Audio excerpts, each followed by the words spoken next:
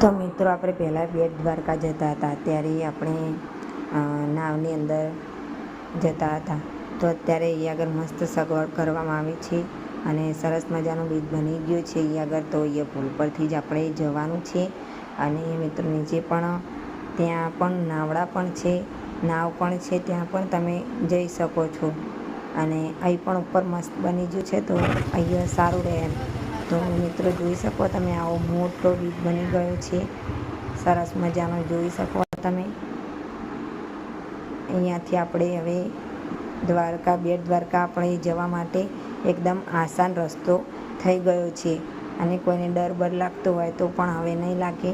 સરસ મજાનું આપણે અહીંયા આગળ પુલ બનાવવામાં આવ્યો છે.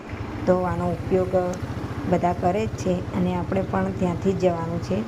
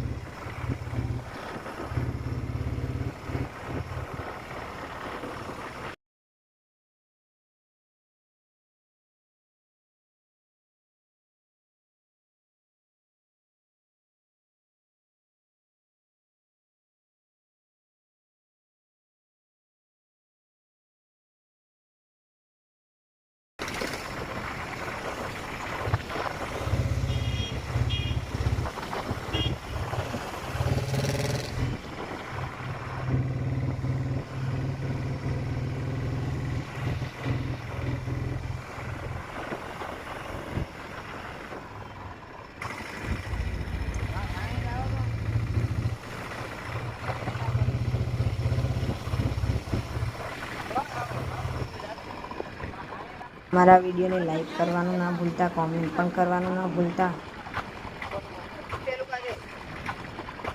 મિત્રો તમને આ બીજ એવું લાગ્યું તો કમેન્ટની અંદર જરા જણાવજો અને હવે નવા વિડીયો સાથે મળીશું. ત્યાં સુધી આવજો. Bye bye. જય માતાજી, જય શ્રી કૃષ્ણ.